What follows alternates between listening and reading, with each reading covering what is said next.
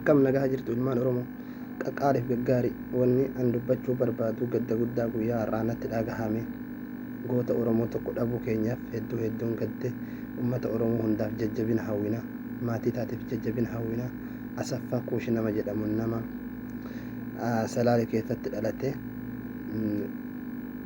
daangaa Oromiyaatii fi oda Oromiyaatii fi Goojjaamiin wal daangessu iddoo sanatti dhalate gartaniitiin abbaa isaa ajjeesanii gumaa abbaa isaa baafachuuf jecha nama shan irratti tarkaanfii fudhate erga harka poolisoota bu'e poolisoota Oromiyaa bu'e guyyaa kaleessaa wareegame du'a isaa guyyaa kaleessaa dhageenye jechuudha. Hedduu qalbiin nu cabte goota akkanaa dhabuu keenyaaf hedduu gaddinee jirra.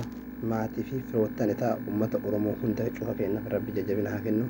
Osoo mucaasan arguu baadhee osoo sagalee isaa san gaafa dhabamerraa waraabanii dhagahuu baadhee hedduu gammade hedduu qalbiin koona cabe mucaasan osoo arguun baadhee jechuudha.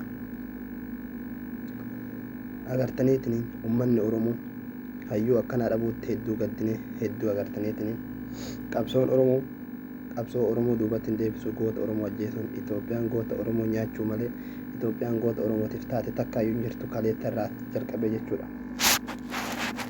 Sirni nafxanyaa Abiy Ahmed gootota Oromoo nyaachuun duubatti deebi'aa kan jirre goota akkanaa goota sodaa tokko malee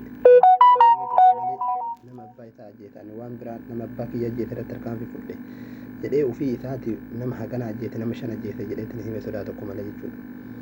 Goota kana eega seera jala oole kuma abbaa ofii baafate akka seeraan adabamee murtii itti murtaa'u osoo qabu mana hidhaatii baasanii ajjeesan.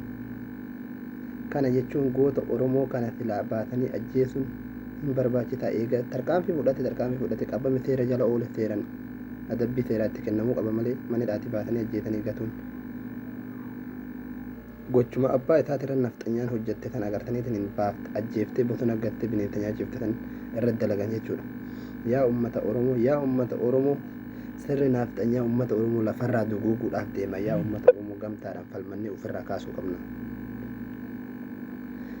Gamtaadhaan yoo falmannee ofirraan kaafne agartaniitiin yeroo ammaa kanatti yeroo TPL agartee lubbuu bilxiginnaa qabdee kanatti agartanii uummanni Oromollee itti shidee sirna nafxanyaa kana lafarraa balleessuudha qaba. Yookaan ammallee gootota keenya kan manidhaa jiraniif kan biraallee dhabuudhaaf agartaniitiin nafxanyaan sirni Abiy Ahmed nafxanyaan gootota Oromoo balleessuurra Itoophiyaan gootota Oromootiin ijaaramte gootota Oromoo lafee gootota Oromoo nyaattee fixxetun ammallee nyaachuudhaaf teetti. Yaa uummata Oromoo gamtaadhaan ka'a.